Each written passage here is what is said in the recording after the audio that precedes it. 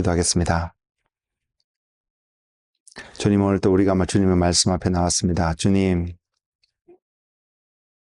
말씀하여 주시고 그 말씀을 들을 수 있는 마음을 우리에게 허락하여 주시며, 듣는 것에서 끝나는 것이 아니라 아멘으로, 순종함으로, 믿음으로 화답하는 우리의 삶이 되도록 주님 인도하여 주옵소서. 주님 말씀하시옵소서. 감사하고 예수님의 이름으로 기도드렸습니다. 아멘. 예, 오늘 주님께서 우리에게 주신 본문의 말씀은 마가복음 9장입니다. 제가 원래는 마가복음 9장 2절부터 8절까지 이렇게 읽을까 이렇게 생각을 했었는데요. 한 절만 일단은 보도록 하겠습니다. 마지막 절입니다. 마가복음 9장 8절입니다.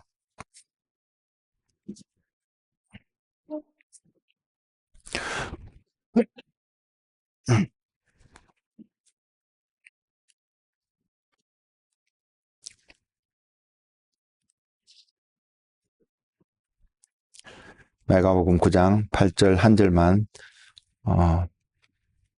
봉독하겠습니다. 문득 둘러보니 아무도 보이지 아니하고 오직 예수와 자기들 뿐이었더라. 아멘.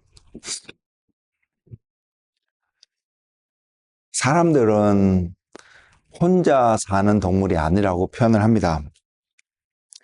그렇기 때문에 혼자 있을 때 우리가 가장 쉽게 느낄 수 있는 한 감정이 외로움이라고 말씀드릴 수 있을 것 같습니다. 그런 이유 때문인지 모르지만 한자어로 사람 인자를 사용할 때, 이렇게 적을 때에 쉽게 표현해서 이 두 개의 획이 서로 연결해서 서로 의지하는 모습으로 그 사람 인자를 설명합니다. 적어도 저는 그렇게 배웠습니다. 학교 다닐 때에. 이것도 사람이 혼자 살아갈 수 없는 것을 나타내고 있는, 그리고 말씀을 통해서도 확인하는 것은 사람이 혼자 사는 것이 옳지 않게 아름답게 보이지 않아서 하나님께서 아담을 창조하신 후에 하신 고백이 보시기에 심히 좋았더라고 고백하셨음에도 불구하고 아담이 혼자 있는 것이 또한 주님의 마음에 온전히 들지 않아서 아담을 깊이 잠들게 하고 그 갈빗대로 하와를 만들어서 아담에게 보냅니다. 그리고 표현하시기를 하나님께서 아담의 돕는 배필로 아담에게 허락하신 것을 분명히 성경을 통해서 확인할 수 있습니다. 그리고 하나님도 한 분이시지만 또한 삼위이신 성부 하나님, 성자 하나님, 성령 하나님, 한 분으로 표현되지만 또 세 분으로 표현되어진 이 관계 속에서 혼자 계시는 모습보다는 함께하고 계시는 모습을 분명히 바라볼 수 있습니다. 함께하는 것에 분명히 유익이 있습니다. 여러 사람들과 또한 여러 소사이어티와 함께하고 있는 모습들 속에서 우리가 얻을 수 있는 수많은 유익들이 있습니다. 저는 이것을 부인하고자 이런 이야기를 말씀을 드린 것이 아닙니다. 그럼에도 불구하고 오늘 우리에게 주님께서 던져주신 메시지가 지금 본문으로 읽어드렸던 그 마지막 절의 메시지를 보면 둘러보니까 사방을 둘러보게 되는데 그들의 눈에 보였던 게 그들 자신과 그들이 존재하고 있으니까 그들 그 가운데 있으니까 그들 자신과 예수 그리스도만 보였다라는 사실을 우리가 초점을 맞춰서 한번 살펴보기를 원합니다. 제가 이번에 갑작스럽게 한국 여행을 하면서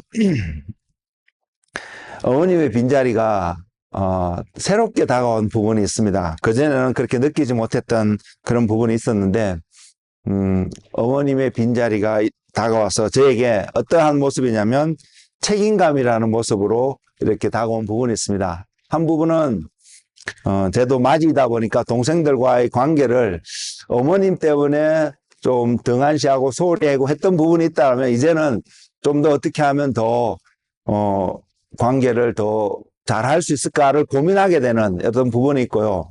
또 어머님과 계셨기 때문에 좀 가볍게 여겼던 또 하나의 관계가 뭐냐면 제가 어릴 때부터 자라왔던 교회였습니다. 그 교회의 모습이 어떠한 것 상관없이 자라왔던 저희 배경이 되는 하나의 교회고, 어머님이 안 계신 그 자리에 이제는 내가 이 교회하고 앞으로 어떤 관계를 맺어갈 수 있을까? 시간이 지나면 잊혀지고 또 그 관계가 다 끊어질 수 있음에도 불구하고 제가 이번에 그래서 어머님의 장례를 치르면서 제 안에 남겨진 하나의 책임감, 숙제라는 모습이 제 안에 있습니다. 이 모든 것을 살펴보면 한마디로 표현할 수 있는데 그것이 관계입니다.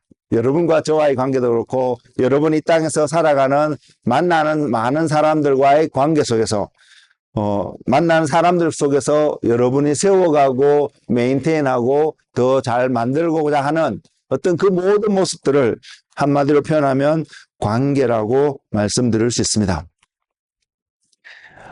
제가 드리는 오늘 이 말씀을 준비하면서 준비해야 되는데 무엇을 하지? 여전히 시차의 문제도 있고 생각들이 오가가는 이런 와정 가운데 많은 관계들이 보이더라고요. 그러면서 주님 앞에 머물 때에 주님이 제게 세밀하게 다가왔던 음성이 뭐냐면, 성령님이 제게 주신 음성이 뭐냐면 오직 예수라는 음성이었습니다. 함께 본문이 마가복음 9장 2절부터 8절까지의 말씀인데요. 이 내용 산상이라고 표현하는 주님이 베드로와 야고보, 요한 세 제자만을 데리고 따로 높은 산에, 얼마나 높은지는 모르겠지만 높은 산에 올라갔을 때 주님의 옷이 변형되어집니다. 그래서 변화산상이라고 이렇게 표현을 하는데요. 주님의 옷이 변화되어지니 어떻게 보냐면 이 세상 사람들이 어떠한 방법으로 세탁을 하더라도 그렇게 희게 할 수 없을 만큼 광채가 나고 희게 변형이 되어집니다. 이것만 있는 것이 아닙니다. 모세와 엘리야가, 저는 개인적으로 이런 생각을 합니다. 지금도 그 답은 정확하게 알지 못합니다. 어떻게 베드로와 요한과 야고보가 주님과 만났던 사람이 모세이고 엘리야인지 어떻게 알 수 있었을까? 물론 성경은 성령님께서 그들을 통해서, 저자들을 통해서 쓰신 것이기 때문에 분명히 모세고 엘리야였겠지만 베드로와 요한과 야고보는 어떻게 그것을 인식할 수 있었을까? 이런 퀘션이 저는 드는 사건 중에 하나입니다. 그런 사건을 주님이 모세와 엘리야와 만나서 대화하는 그런 놀라운 사건을 베드로와 야고보와 요한이 두 눈으로 목격하는 장면을 기록하고 있는 것이 오늘 본문에 주어진 말씀입니다. 모세는 율법을 대표하는 인물입니다. 그 율법도 다른 말로는 하나님의 말씀입니다. 그래서 모세로 말미암아 하나님의 말씀이 이스라엘 백성들에게, 우리에게 전달되어졌다라고 표현할 수 있습니다. 그리고 엘리야는 선지자를 대표하는 하나의 인물입니다. 이 선지자는 여러 가지 많은 것을 이야기할 수 있지만 그 중에 하나 대표적인 저에게 다가오는 메시지는 뭐냐면, 하나님의 음성을, 하나님 마음속에 있는 어떤 그분의 생각들을, 계획들을 사람들에게 전달하는 통로자로 세움을 입은 자들입니다. 결국은 하나님 목소리를 대변하는 것이 선지자고 예언자라고 표현할 수 있을 텐데, 모세와 엘리야를 공통적으로 묶은 공통분모가 뭐냐면 하나님의 말씀을 전달하고 나타내는, 모습은 조금씩 다르지만 하나님의 말씀을 나타내는 두 분을 상징하는 사람입니다. 이 두 사람이 예수님과 함께 높은 곳에서 베드로와 야고보와 요한이 보는 그 장면 속에서 만나서 이야기하는 모습을 분명히 이들이 바라봅니다. 이 변화산상의 경험, 변화산상에서의 베드로와 야고보와 요한이 경험했던 경험을 한마디로 표현하면요, 우리는 이렇게 표현할 수 있습니다. 하나님을 만나는 경험이었다라고 분명히 표현할 수 있을 것입니다. 이 경험만큼 더 황홀한 그런 경험들이 없을 거라고 생각합니다. 오늘날에도 하나님 나라를 방문하고 경험하는 사람들의 이야기를 듣습니다. 그곳에서 또한 미리 앞서 살았던 성경의 인물들을 만나서 그들과 대화하면서 나누었던 이야기들을 책으로 기록하고 또한 간정으로 설명하는 여러 가지 말씀들을 우리 여러 통로를 통해서 우리가 확인하고 들을 수 있습니다.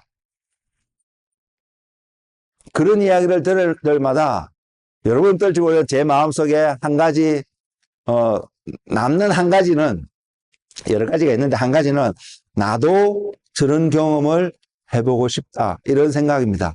나도 이런 경험을 하고 싶다. 저는 여러분들도 똑같을 거라고 생각합니다. 왜? 그 경험이 주는 많은 유익함들이 있기 때문에요. 주님을 만났고 주님과 함께하는 것에서 나오는 수많은 유익들이 그곳에 있기 때문입니다. 베드로와 야고보와 요한도 동일하게 그것을 경험하는 한 부분이었습니다. 주님께서 그들에게 그 사건이 마치고 난 이후에 어느 시점에 이럴 때까지 이것을 나누지 말라고 경고하실 만큼 굉장히 의미 있는 한 경험이었다라고 생각을 합니다.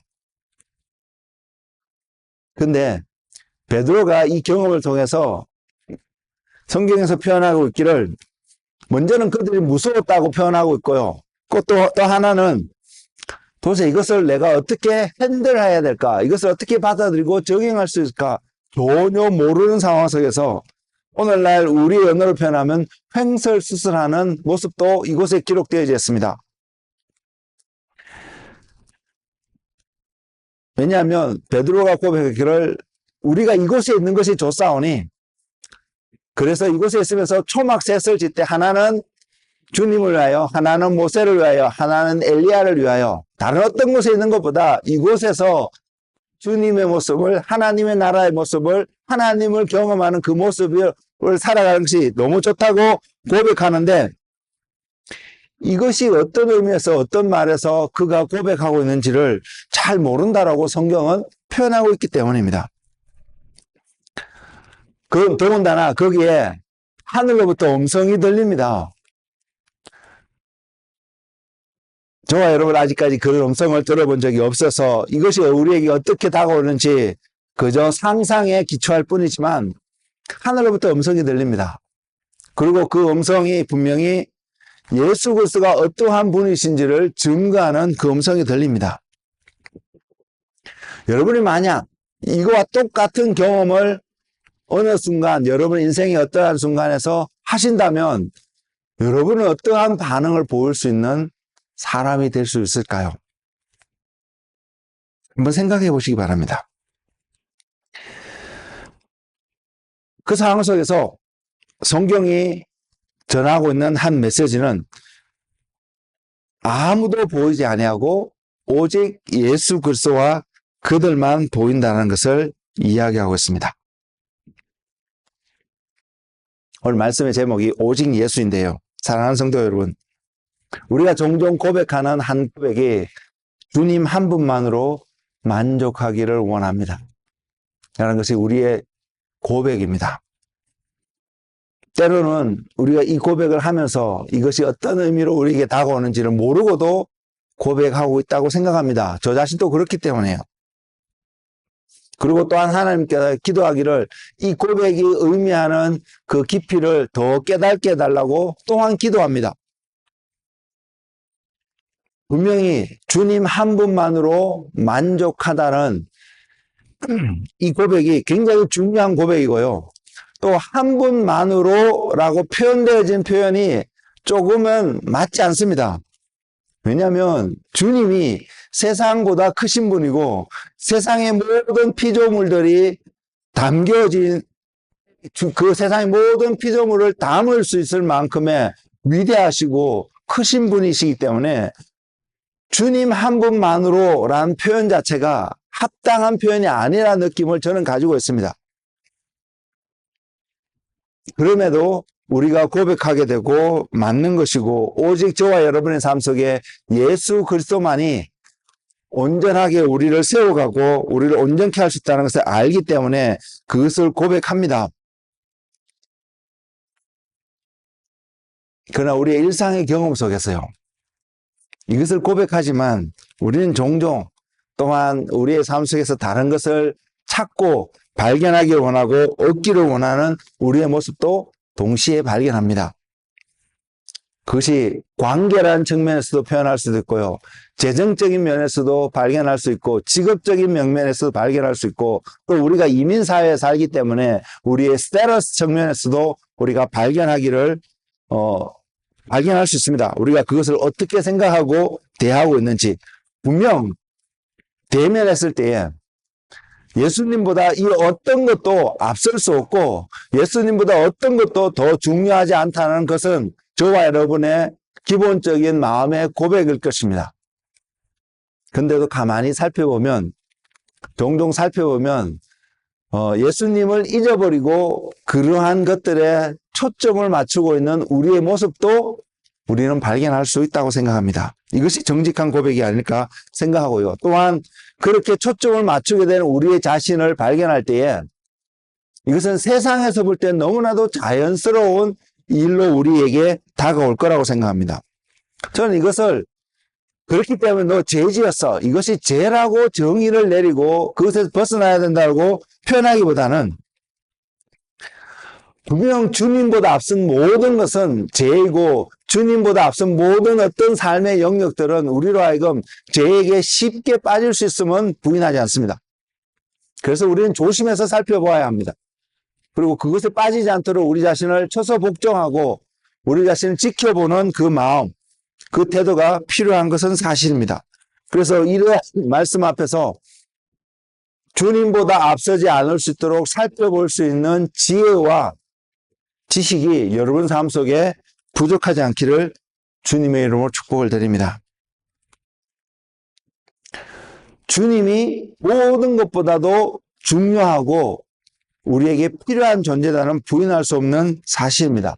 그렇기 때문에 우리의 삶은 어떻게 표현될 수 있냐면 믿음으로 살아가야 된다는 것을 표현합니다. 또한 이것을 좀 더 제너럴하게 말씀드리면 성도의 삶은 믿음의 삶인 것을 말입니다. 그리고 이 믿음은 주님의 말씀에 근거를 두고 살아가야 합니다. 그리고 이 주님의 말씀에 근거를 두고 살아갈 때에 믿음의 삶을 살아갈 때에 하나님의 약속이 있습니다. 그 중에 대표적인 것이 마태복음 6장 33절에서 34절인데요. 주님이 우리에게 먼저 요구하는 것은 먼저 너희는 그의 나라와 그의 의를 구하라는 것입니다. 그리하면 이 모든 것을 너희에게 더하시리라. 이 모든 것이라고 말한 것. 우리가 일상을 살아가면서 사람과의 관계 속에서 재정적인 영역 속에서 직업적인 영역 속에서 또 여러분이 생각하는 많은 영역 속에서 우리에게 필요한 모든 것들이 더하여진다는 것을 약속하고 있습니다.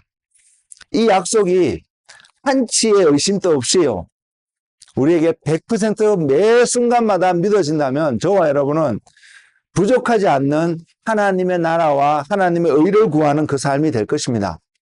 그러나 종종 우리가 대면하는 것은 하나님의 나라와 의를 구하는 것이 맞고 그렇게 하고 싶지만 과연 이것이 지금 내가 하고 있는 어떤 행위들이 말들이 하나님 나라와 의를 구하는 바로 그것에 합당한 것인지 퀘스천이 될 때도 있는 것이 사실입니다. 그렇지 않는가요? 주님 그러면서 말씀하십니다. 약속하고 있습니다. 그러므로 내일 일을 위하여 염려하지 말라. 내일 일은 내일이 염려할 것이요 한날의 괴로움은 그날로 족하니라 라고 분명히 말씀하고 있습니다. 우리에게 더하여지는 것을 달리 표현하면 입는 것, 자는 것, 거주하는 것, 이런 일상의 우리의 삶, 이것을 우리가 얻고요. 이것을 얻기 위해서 뭔가를 활동하고 우리가 이것을 누리는 그 삶 자체가 죄라고 분명히 표현할 수는 없을 것입니다. 근데도 우리의 삶 속에 우선시 되어져야 되고 놓치면 안 되는 어떤 것이 있음을 성경은 분명히 이야기하고 있습니다. 저와 여러분이 성경을 가까이 하지 않고 주님을 살지 않으면 이것보다도 우리에게 필요한 이 땅에서 생명을 유지하기 위해서 필요한 이런 것들보다도 더 중요한 무엇이 있다는 사실을 잃어버리고 알지 못하고 그것에 초점을 맞추며 살아가는 인생의 삶이 되지 않을 수 있기 성경을 가까이 할 때에 우리는 발견할 수 있습니다. 하나님 말씀은 분명히 이것을 이야기하고 있습니다. 그래서 이 땅에 살아가는 모든 믿는다고 말하는 성도의 삶은 하나님의 나라와 하나님의 의를 먼저 구하는 것이 그들의 삶의 최우선 순위임에 분명합니다. 우리는 이 삶, 하나님 나라와 의를 구할 때에 이 모든 것이 더해지는 그 삶이 어떤 것인가를 성경에 나타나는 인물을 통해서 잠시 살펴보고자 합니다.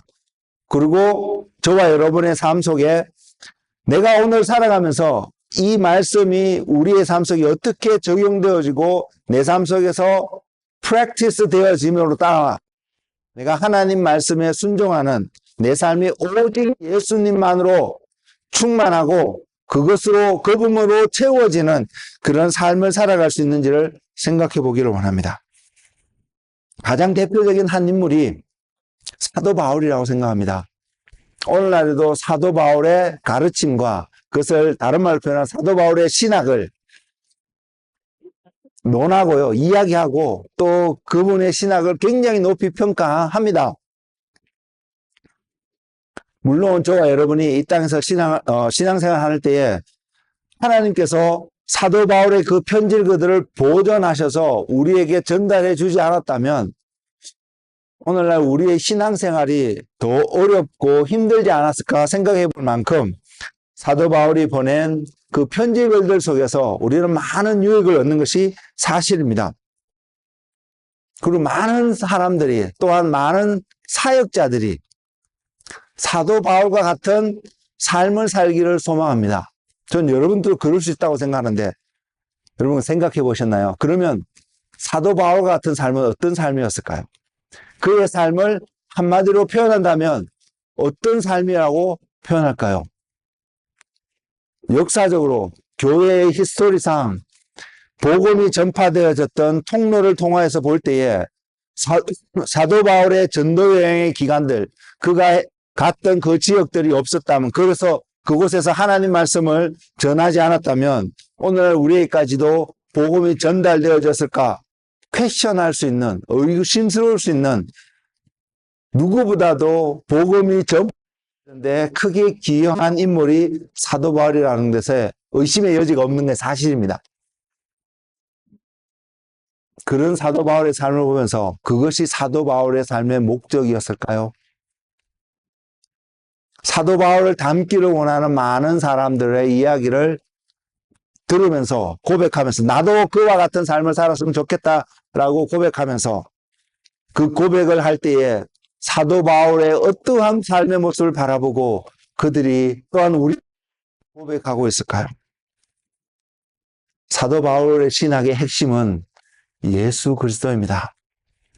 그는 빌립보서 3장 7절에서 9절 말씀에 그는 이렇게 고백합니다. 무엇이든지 내게 유익하던 것을 그리스도를 위하여 다 해로 여김은 그리스도를 위하여 다 위해서 내가 포기하는 것이 아니라요. 예수 그리스도를 위하여 포기하는 해로 여길 수 있는 태도가 그의 삶 속에 있음을 분명히 이야기합니다. 또 모든 것을 해로 여기면 그 모든 것이 우리 일상에 살아가는 데서 필요함에도 불구하고요. 누구보다 사도 바울은 학문적으로도 뛰어나고 여러모로도 엘리트의 모습을 갖고 있는 것이 분명한 사실입니다. 그럼에도 그가 그 모든 것들을 불필요하게 유익하지 않게 생각하는 그 이유가 예수 그리스도를 아는 지식이 가장 고상하기 때문이라고 고백하고 있습니다. 그래서 내가 그를 위하여 모든 것을 여기면 예수를 위하여 그 다 포기하고 잃어버리게 돼도 나는 괜찮다라고 하는 그 이유가 그리스도를 얻을 수 있기 때문에 그리스도 안에서 또한 자신이 발견되어질 수 있기 때문에 라고 고백하고 있는 것이 빌립보서 3장 7절에서 9절 말씀입니다. 이것을 통해서 사도 바울이 어떠한 삶을 살았던 그의 삶의 목적은 예수 그리스도였음을 부인할 수 없습니다. 저는 우리 모두의 삶이 예수 그리스도가 우리의 삶의 목적이 되어지는 그리고 확인되어지는 그런 은혜의 삶을 살아가는 한 분 한 분 되시기를 소망합니다. 그가 전한 복음을 전파하는, 다른 말로 말하면 사역이 그의 삶의 목적이 아니었음을 말입니다. 그가 우리가 후대 사람들 평가하기를 위대한 복음의 전파에 업적을 남겼다는 그 평가가 그의 삶의 목적이 아니었음을 말입니다. 사도 바울을 통해서도 예수 그리스도가 그의 삶의 목적이었듯이 주님께서는 오늘을 살아가는 저와 여러분에도 우리들의 삶의 목적이 예수 그리스도가 되어야 됨을 분명히 명령하고 계십니다. 그리고 예수 그리스도가 우리의 삶의 목적이 되었을 때에, 그리고 그분을 온전히 추구하는 삶이 되었을 때에 적어도 우리는 두 가지를 할 수 있습니다. 그 두 가지가, 하나는 자유이고요, 또 다른 하나는 평강입니다.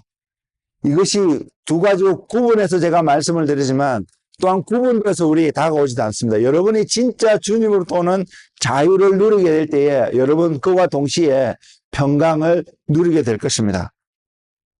주님을 우리의 삶의 목표로 하는 그 삶이 되어질 때에 우리는 1+1과 같은 자유와 평강을 동시에 얻을 수 있는데, 이 부분에서 살짝 조금만 설명을 드리기를 원합니다.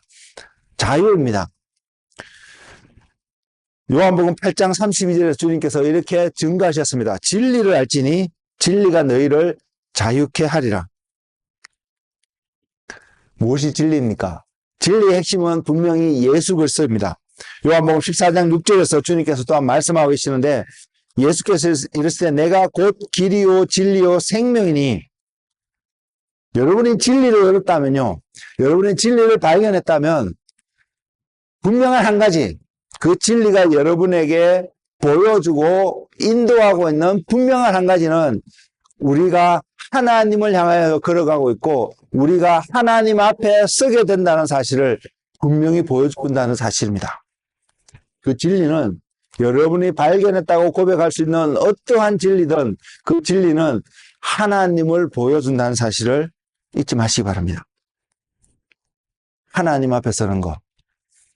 하나님 앞에 서는 것이 결코 쉬운 경험이 아닐 것입니다. 시내산에서 출애굽한 이스라엘 백성들이 하나님 앞에 나오라고 부르심을 받았을 때에 하나님이 그곳에 임하는 그 광경을 보고 그들은 두려워서 뒤로 물러났습니다.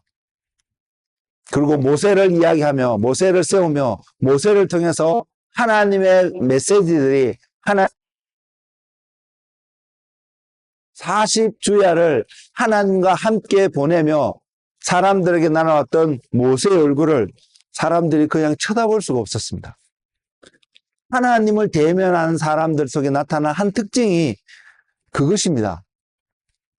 그래서 그 모습만 바라보다도 하나님 앞에 나아가고 하나님 앞에 선다는 사실 자체가 육신을 입고 이 땅에 살아가는 우리들에게 결코 쉬운 경험이 아닐 수 있음을 보여주고 있다는 사실을 여러분 가볍게 생각하지 마십시오. 그럼에도 우리는 그 자리에 갈 수 있는 것을 추구해야 되는데 그 경험이, 그 자리에 가는 그 길이 이지한 모습으로 다가오지 않는다는 것을 먼저 한번 생각했으면 좋겠습니다. 근데 진리가 우리를 자유케 한다고, 그 진리는 하나님을 알게 하고 하나님 앞에 서는 우리의 모습을 보여주는데 자유할 수 있다고 했습니다. 하나님 앞에 서는 우리의 모습이 자유로울 수 있는 것을 분명히 이야기하고 있습니다.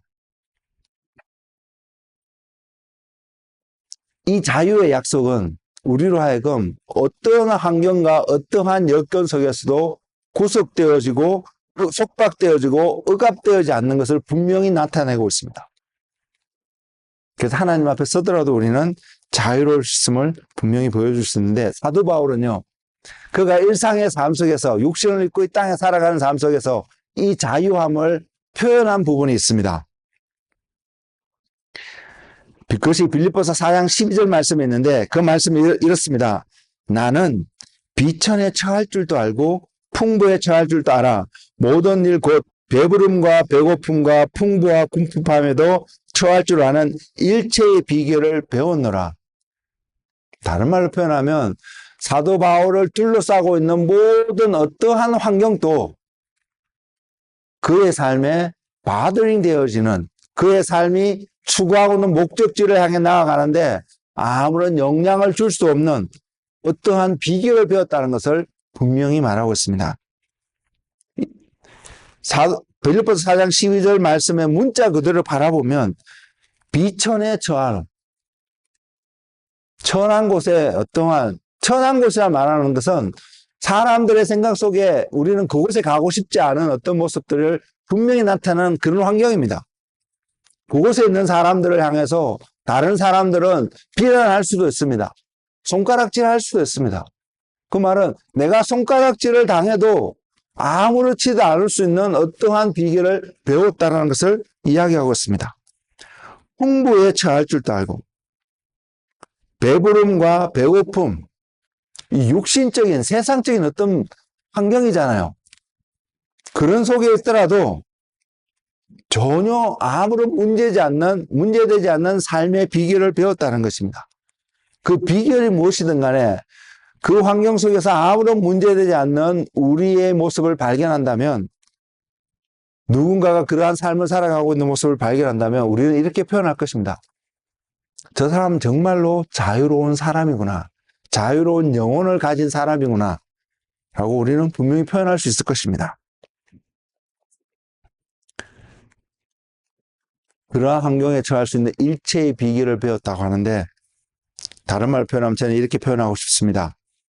어떤 환경 속에서도 자유로울 수 있는 지혜를 가진 사람의 모습으로 말입니다.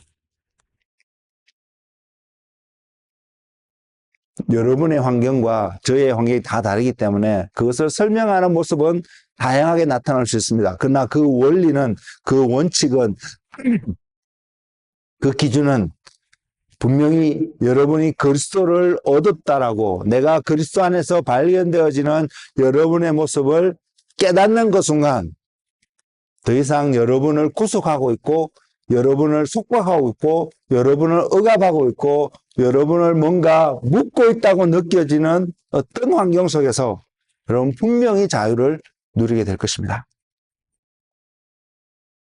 예수님을 얻는다는 것이 물리적으로 quantify, 이 하나, 둘 이렇게 셈할 수 있는 어떤 것으로 나타나지도 않습니다.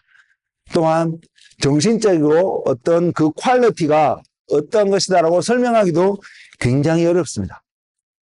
그러나 분명히 말씀드릴 수 있는 것은, 여러분이 그러한 역경 속에, 환경 속에 놓여 있다 할지라도 내가 주님을 얻고 주님을 발견하는 어떤 모먼트에 그 환경이, 그런 상황이 여러분을 더 이상 힘들게 하지 않는 모습을 분명히 발견할 수 있을 것이고요.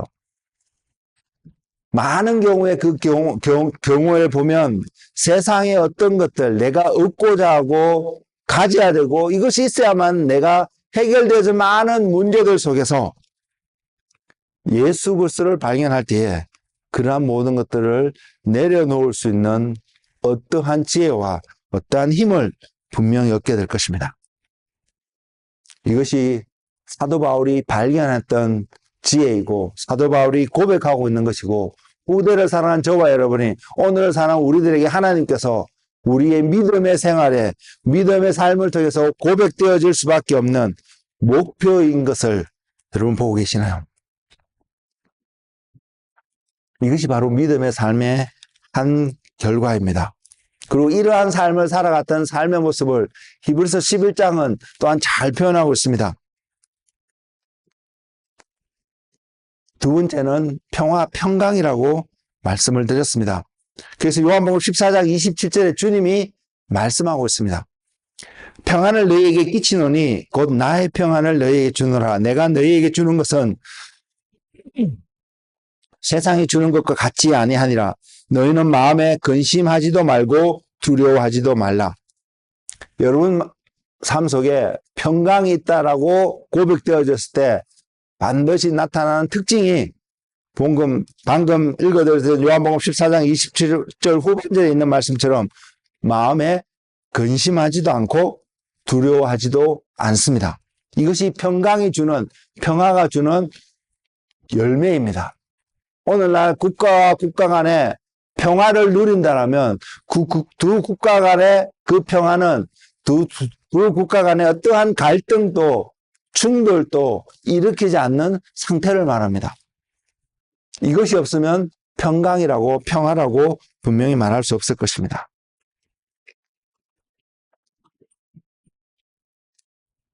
이 평강은요, 우리가 세상적인 마음에서, 육적인 마음에서 살펴보면 우리가 뭔가를 얻지 않으면, 또는 우리가 어떤 풍성함 속에 놓여 있지 않으면 굉장히 누리기 힘든 모습의 열매입니다. 근데 사도 바울은 조금 전에 읽어드렸던 빌립보서 4장 12절 말씀을 통해서도 비천에 처하도, 풍부에 처해도, 배불러도, 배고파도 어떤 것도 그의 삶을 영향을 주지 않기 때문에, 그것이 영향을 주지 않기 때문에 자유라고 표현했는 것과 동시에 또한 그 삶에서 그 삶이, 사도 바울의 삶이 고민되고 염려되고 근심하고 불안하고 두려운 삶의 모습이 아니기 때문에 또한 평강을 누리는 삶이 될 것입니다. 또 다른 모습에서 그는 이렇게 표현을 했습니다. 고린도후서 4장 7절에서 11절 말씀인데요. 우리가 이 보배를 질그릇에 가졌으니 이는 심히 큰 능력은 하나님께 있고 우리에게 있지 아니함을 알게 하려 함이라. 우리가 사방으로 우겨쌈을 당하여도 쌓이지 아니하며 답답한 일을 당하여도 낙심하지 아니하며 박해를 받아도 버림받지 아니하며 거꾸러뜨림을 당하여도 망하지 아니하고, 이러한 환경 속에 있어도 영향을 받지 않는 그 이유가 평강이 그의 마음을 주장하고 있기 때문입니다. 그리고 그것을 표현하기를, 우리가 항상 예수의 죽음을 몸에 짊어지면 예수의 생명이 또한 우리 몸에 나타나게 하려 함이라. 우리 살아있는 자가 항상 예수를 위하여 죽음에 넘겨지면 예수의 생명이 또한 우리 죽을 육체에 나타나게 하려 함이라. 주님의 죽음과 주님의 생명이 그의 삶 속에 있음을 고백하고 있는데, 한마디로 표현하면 예수 그리스도가 그의 삶 속에 있기 때문입니다. 바울이 아니라 다윗도 이것을 고백하고 있습니다. 시편 27편 4편에 내 평생의 소원의 한 가지는 여호와의 성전에 머물면서 주님의 아름다움을 묵상하는 그 삶이라고 표현하고 있는데요. 그 앞뒤 구절을 읽어보면 환난과 어떤 고통의 위협이 그게 다가온다 할지라도 그가 원하는 것은, 그러한 환난과 전쟁의 위험과 고통 속에서 악인이 그를 참수하는 그러한 곳에서 내가 자유로워지는 어떤 것을, 그러한 것이 일어나지 않게끔 구하는 것이 아니라, 그러한 환경 속에 놓여 있다 할지라도 그가 구하는 것이 여호와의 성전에 머물면서 주님을 바라보고 주님의 아름다움을 묵상하는 삶이라고 고백하고 있다는 것입니다. 세상적인 삶, 육적에 속한 사람은요, 우리의 삶 속에 고난이 다가온다면, 우리의 삶 속에 해결해야 될 어떤 문제가 있다면 분명히 이것은 해결해야 합니다. 해결하는데 무지하고 해결하는데 가볍게 여기지 말라고 말씀드리는 것이 아니라 해결해야 되는데, 세상에 속한 사람의 모습은요, 이것만을 바라보고 이것만을 어떻게 해결할 수 있을까 고민과 근심한다는 것입니다.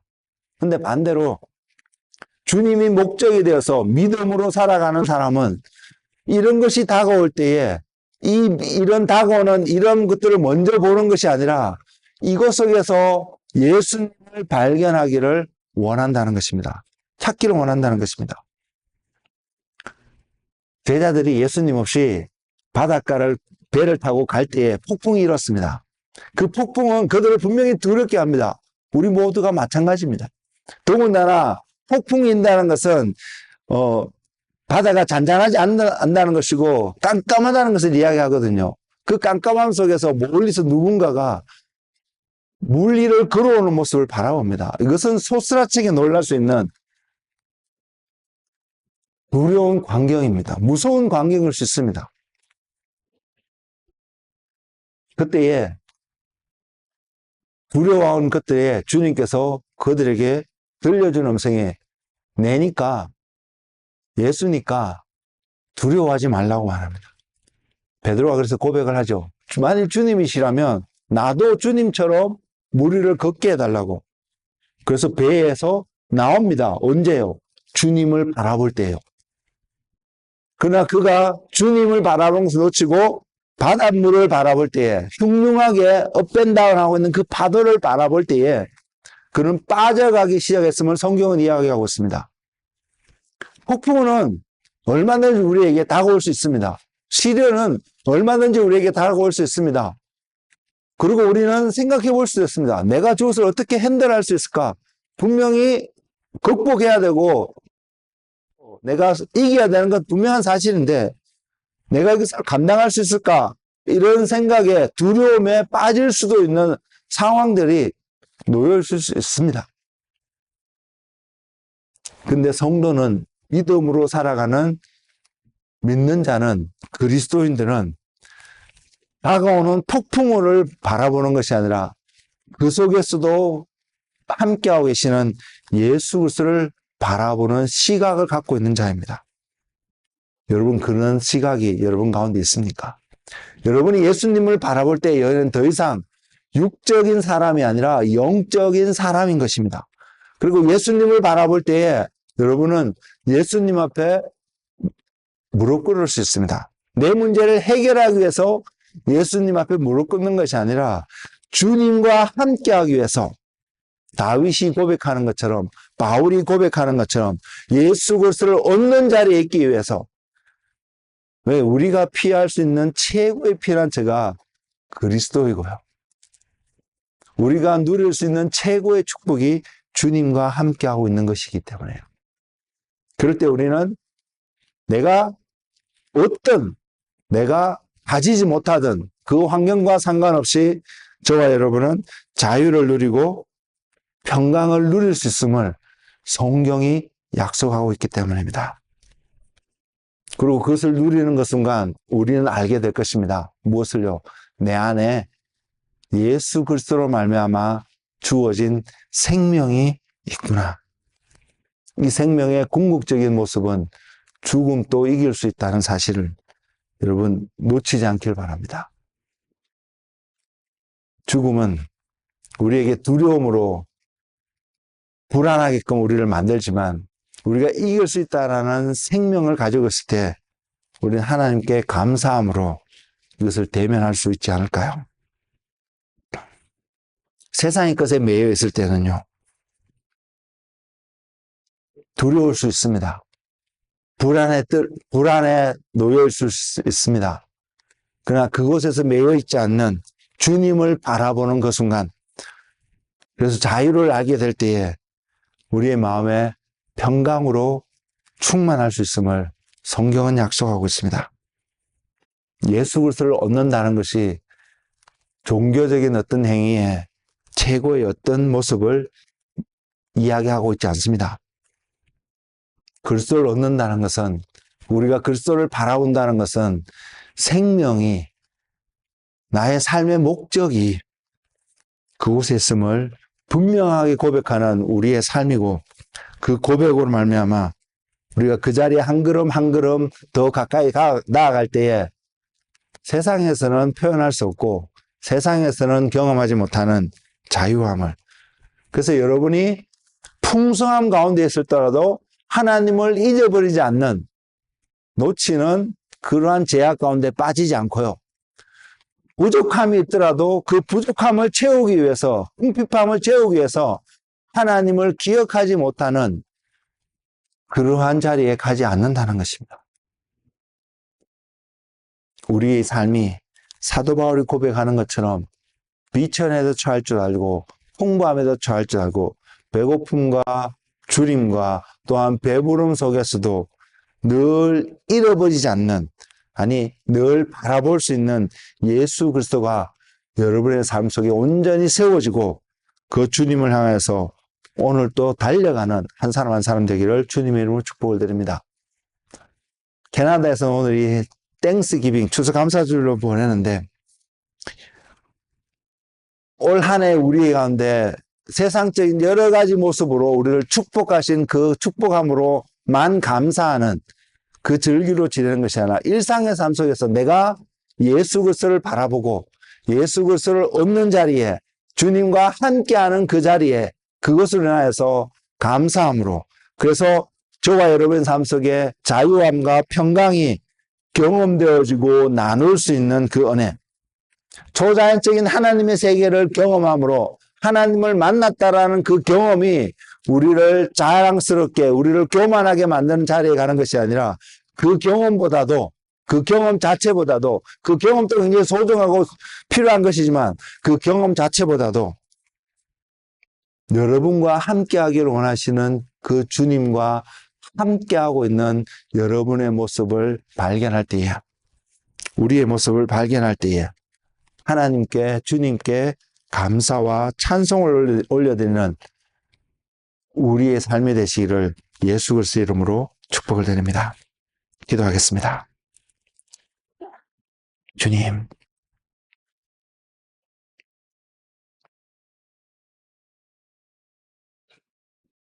바울의 고백처럼, 다윗의 고백처럼